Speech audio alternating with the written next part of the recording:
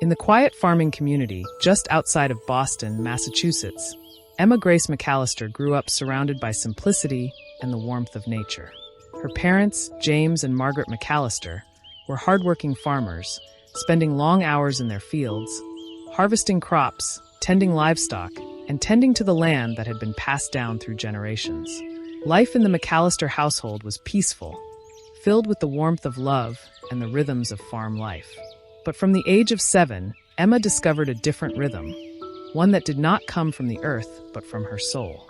It began one Sunday morning in the small, humble Catholic church at the heart of their community called St. Cecilia's. As the priest, Father Mark, led the congregation in prayer, Emma's eyes were drawn to the old weathered piano in the corner of the church. Her fingers itched to touch it, to bring out the sounds she heard in her mind but had never expressed. By the end of the service, she walked up to the piano, her small hands gliding over the keys with surprising ease. A few notes slipped from the instrument, soft but promising. The choir director, Miss Agatha, noticed Emma's curiosity and invited her to come back after service for a lesson. That single lesson turned into a weekly routine. Soon, Emma joined the choir, her voice blending harmoniously with others in praise and worship. She was only 7, but her voice carried a depth and strength that belied her age. People began to take notice. "Little Emma is a natural," they would say. "She's blessed." Her talent wasn't limited to her voice. Emma could pick up any instrument, whether it was the guitar, the keyboard, or even the church's old organ, and after a few moments of focused concentration, she could play it as though she had known it for years. It was as if music ran through her veins, and all she needed was the instrument to channel it through. Margaret, her mother, often marveled at her daughter's gift. "It's like she's been touched by God himself," she whispered to James one evening after Emma had played a particularly beautiful piece during Mass. But while Emma shone brightly in her musical endeavors, her academic life was a stark contrast. Emma attended St. Michael's Mission School, the only school in the small farming community. Though she was well loved by her peers and teachers for her sweet, sunny disposition, she struggled in the classroom. Her grades were a source of constant concern for her teachers, and it puzzled them how a girl so bright in spirit could seem so lost when it came to schoolwork. It wasn't that Emma didn't try, she really did. But as soon as the teacher began the lesson, her mind drifted away. She would hum melodies in her head, her fingers tapping out beats on her desk, while the rest of the class focused on math or grammar. And by the time the bell rang, Emma would have no recollection of the day's lessons. It wasn't long before her parents were called into a meeting with the school's principal and the social worker, Mrs. Marjorie Collins, a stout, no-nonsense woman who had worked at the school for decades. She had seen plenty of children with different struggles, but Emma's case was unique. During one memorable meeting, Mrs. Collins attempted a form of therapy with Emma, using music as a way to break through her barriers. She brought out a tambourine, shaking it vigorously in front of Emma's face while shouting, "Find the beat, Emma! Find the beat in school like you find it in music." Emma simply giggled, and while her parents looked concerned, the sight of the elderly social worker flailing the tambourine around like she was performing a wild ritual was too much for Emma to take seriously. It became the talk of the town for weeks. But despite the comical attempts, nothing seemed to work. Emma was simply uninterested in school. Over time, her teachers and even her parents came to accept that her talents lay elsewhere. Music was where she thrived, and it was becoming clearer by the day. At 16, Emma had graduated high school, not with honors, but with enough determination to keep her dream of music alive. She had joined a local choir that performed in churches and community centers around Boston. One particular evening, the choir was invited to sing at a small music festival in the city. It was here, on a modest stage surrounded by food trucks and makeshift booths, that Emma's life would change forever. Sal Vulcano, a well-known music producer from New York, was in town visiting family. He wasn't looking for talent that night, but fate had other plans. As he stood near the back of the crowd, sipping on a cup of coffee, Emma's voice floated through the air like a breeze.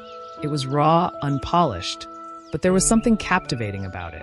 He put down his coffee, his eyes narrowing in focus as he moved closer to the stage. Emma stood there, guitar in hand, her voice rising and falling with the melody. It wasn't just her voice that drew him in. It was the way she held the audience in the palm of her hand. Even at her young age, she had an undeniable stage presence. After the performance, Sal knew he had to meet her. He followed Emma backstage and introduced himself. Emma was starstruck at first, unable to believe she was standing in front of one of the most successful producers in the country. They talked for what seemed like hours, discussing her music, her dreams, and her desire to make something of herself. Sal was impressed. "You've got something special, kid," he said, scribbling his number on the back of a flyer. "Call me when you're ready to take this seriously." Emma couldn't believe her luck. She ran home that night, clutching the piece of paper like it was a golden ticket. When she told her parents about the encounter, they were cautious but supportive. After a few weeks of discussions with Sal, they agreed to let him help Emma with her music career. It was a dream come true, but it also meant leaving the small farming community she had called home all her life. At just 16, Emma was heading to New York City to pursue her dreams, not knowing the challenges and temptations that lay ahead. New York City was unlike anything Emma had ever experienced. The lights, the noise, the people, it was a whirlwind that swept her off her feet. She was taken under Sal's wing and introduced to a world of professional recording studios, songwriters, and other aspiring artists. For the first few months, everything felt like a dream. She wrote songs, recorded them, and even performed at a basketball tournament between the New York Knicks and the Boston Celtics, where her performance received a standing ovation from the crowd. The rush of success was intoxicating. Soon, record labels were knocking on her door, offering her contracts, money, and promises of fame. Her parents, worried about the fast pace of her new life, insisted she return home to think about her next steps. But Emma wasn't ready to give up the dream. She was torn between her love for music and the life she had always known. When she returned home, she met Roderick Heffley, a slick businessman who offered her a contract that seemed too good to be true. And it was. Watch part 2 of the story, which comes with exciting twists. Friends, don't forget to share, like, and subscribe for more. When Emma returned home, she was greeted with open arms by her parents and the familiar warmth of their small community.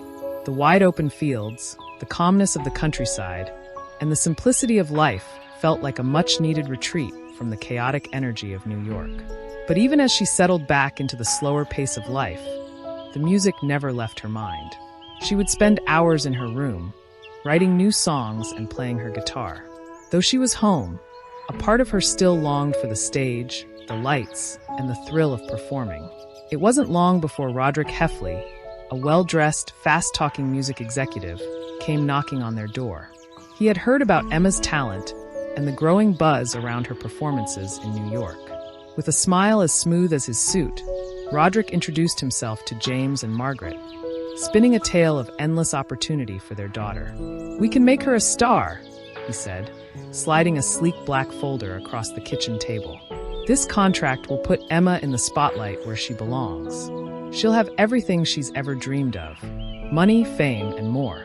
Emma's parents were cautious. They had already met with several producers and managers who promised the world, but never seemed trustworthy. But Roderick's offer seemed different. The contract outlined a massive signing bonus, a luxurious penthouse in New York City, and an extensive marketing campaign that would put Emma on the map as one of the biggest stars in the music industry.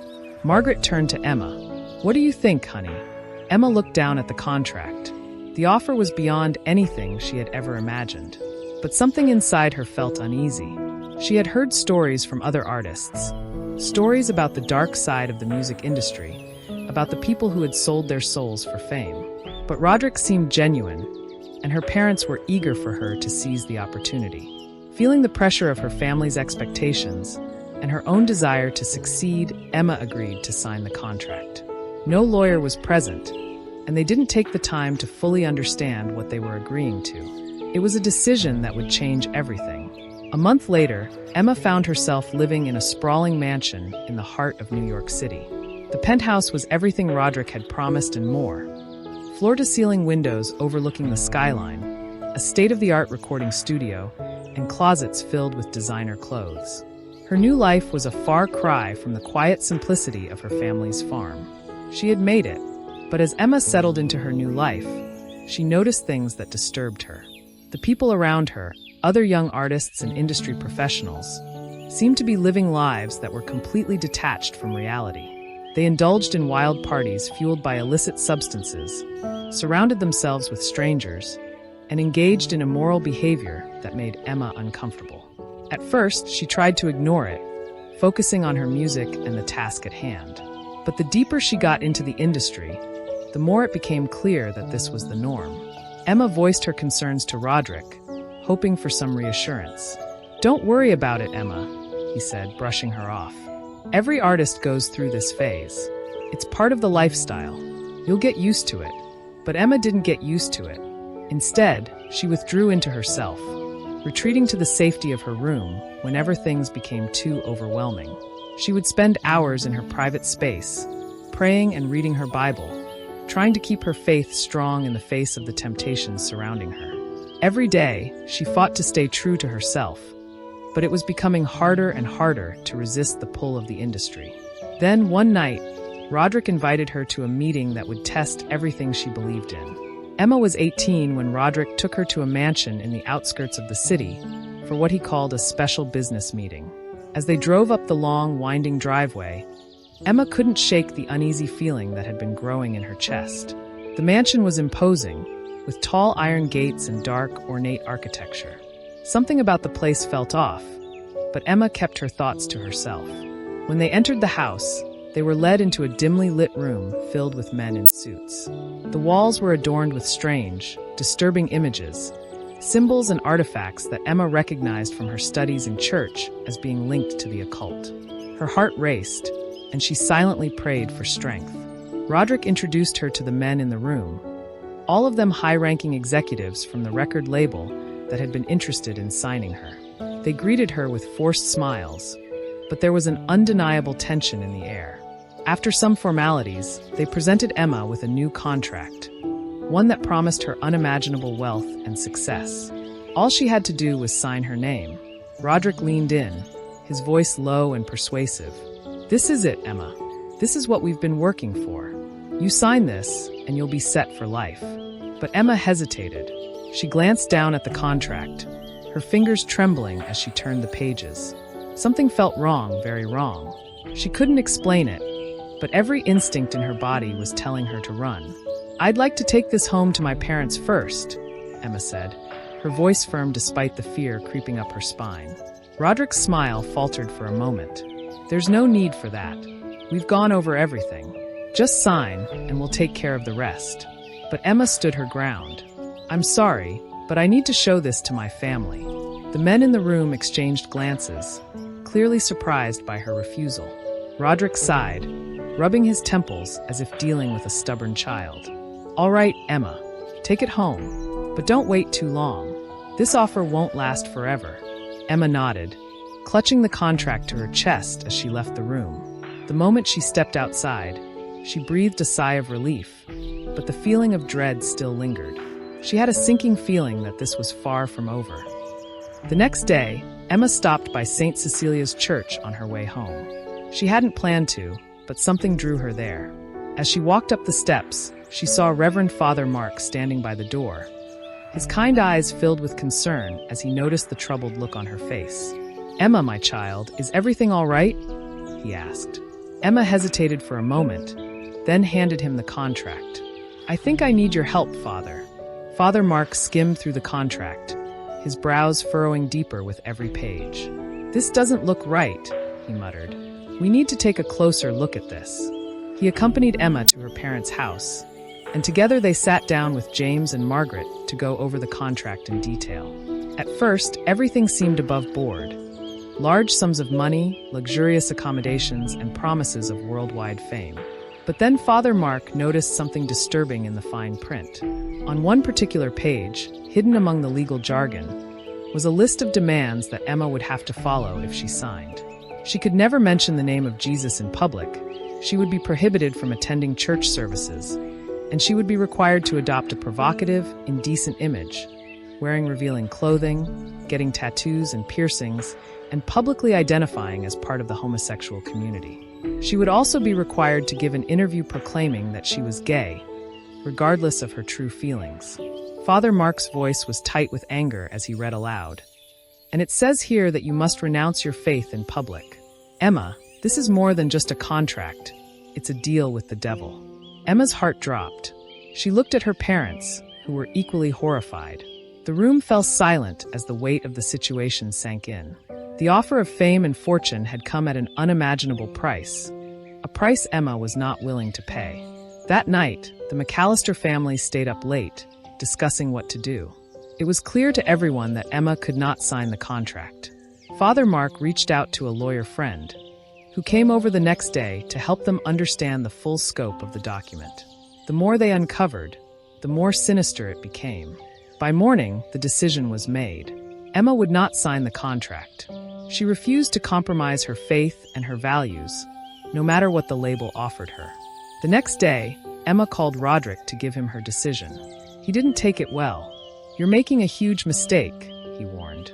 "You'll never make it in this industry without us." But Emma didn't waver. "I'd rather fail on my own terms than succeed on yours." And with that, she hung up the phone. Emma thought that once she made her decision, things would return to some semblance of normalcy. But she couldn't have been more wrong.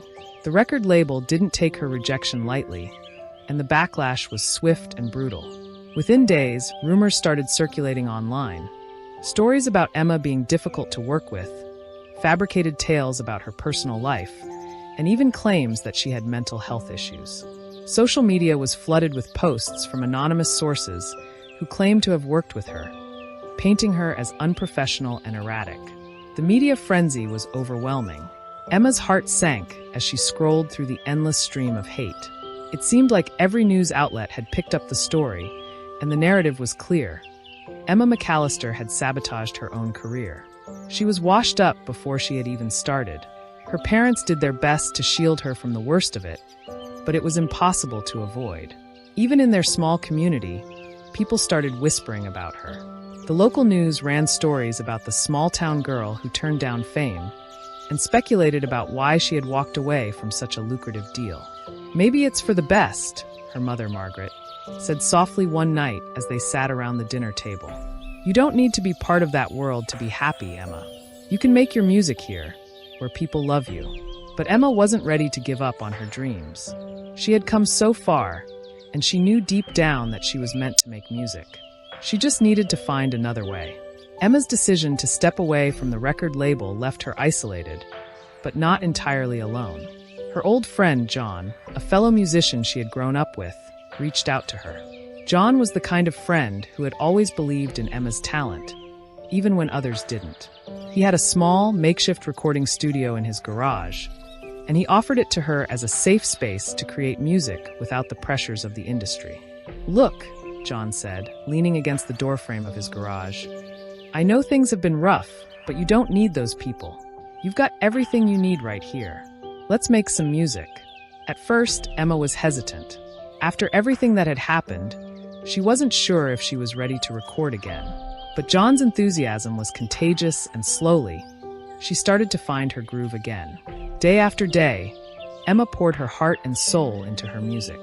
She wrote songs about her experiences, the highs and the lows, the pain of betrayal, the strength she found in her faith, and the love she had for her family. Each track was raw, emotional, and real. She wasn't writing for the charts anymore. She was writing for herself. Over the next few months, Emma and John recorded 15 songs together. The process was therapeutic for her, helping her heal from the trauma of the industry's rejection. But despite the growing collection of songs, Emma refused to release any of them. She was afraid of stepping back into the spotlight, worried that the backlash would start all over again. "Maybe the world isn't ready for me yet," she said one evening, staring at the pile of demo CDs on John's desk. John, however, had other plans. On Emma's 21st birthday, something unexpected happened. Without telling her, John uploaded one of her songs to a popular music-sharing platform. He had been frustrated watching Emma hide her talent from the world, and he believed in her enough to take the risk. The song, titled "Still Standing," was a powerful anthem about resilience and staying true to yourself despite the odds. It was personal, raw, and unlike anything else in the mainstream music scene at the time. John didn't expect the song to take off the way it did. Within hours, it started gaining traction. People connected with Emma's lyrics, with her story. The song spread like wildfire across social media. By the time Emma found out, it was already trending. "John," Emma shouted as she burst into his garage studio, holding up her phone. "What did you do?" John grinned sheepishly, but his eyes sparkled with excitement. "I released it, Emma. The world needed to hear it." Emma stared at him, her heart racing. "You had no right to." "Check your phone," John interrupted. "Look at the comments." Emma glanced down at her screen, scrolling through the hundreds of comments flooding in. They weren't hateful like before. People were praising her, thanking her for creating something so honest and relatable. Some even said the song had helped them through difficult times. "I knew this would happen," John said, leaning back in his chair. "Your music is real, Emma. People want that." Emma was speechless. The song that she had kept hidden away was now a hit, and for the first time in a long while, she felt something she hadn't in years: hope. In the days that followed, Emma's song continued to trend. News outlets picked up the story of her surprise comeback, and soon, record labels were reaching out to her again. This time, though, things were different. Emma had learned from her past mistakes, and she wasn't about to sign any contract without thoroughly reviewing every detail. 3 different record labels expressed interest, but one, in particular, stood out. It was a smaller, independent label that prided itself on giving artists creative freedom and maintaining their integrity. They promised to let Emma control her image, her music, and her message, everything she had been denied in her previous experiences. Emma's parents were cautious, but after careful consideration and reviewing the contract with a lawyer, Emma felt confident that this was the right path. She signed the deal and officially re-entered the music industry, but this time on her own terms. Her new label was true to their word. They helped her release her debut album, which included the 15 songs she had recorded with John. The album was a critical and commercial success, praised for its authenticity and emotional depth. Emma's fanbase grew rapidly, and she was finally recognized as the talented artist she had always been. As Emma's career flourished, she never forgot the lessons she had learned. She surrounded herself with people who genuinely cared about her: her family, John, and her new team. They kept her grounded, and she never lost sight of who she was or where she came from. Whenever she encountered other artists who had signed with labels like Roderick Heffley's, she felt a deep sense of gratitude. She had come so close to losing herself, but by the grace of God and the support of her loved ones, she had resisted. The fame, the money, the temptation, it was all still there, but Emma knew her purpose went beyond those things. With her success, Emma decided to use her platform for something greater. Inspired by the challenges she had faced, she started a foundation dedicated to helping children with cancer. The foundation provided financial support for families who couldn't afford medical treatment, and Emma often visited hospitals to spend time with the kids, playing music for them and brightening their days. Her foundation grew rapidly, and it became one of the most well-known charitable organizations in the country. Emma's compassion and generosity only made her more beloved by her fans, and she continued to use her voice to make a positive impact on the world. Every time she looked back on her journey, the rejection, the backlash, the near-fatal contract, Emma thanked God for giving her the strength to stay true to herself. She had finally found success, but more importantly, she had found peace. And in the end, that was worth more than any record deal ever could be. I hope you loved how Emma's story unfolded and her ultimate triumph over adversity. Let me know in the comments your adversities, and everyone watching will say a prayer for you. Once again, thank you for watching. This is a Christian channel, and we share motivational stories to help people overcome adversaries. God bless you. Don't forget to subscribe and share with your friends.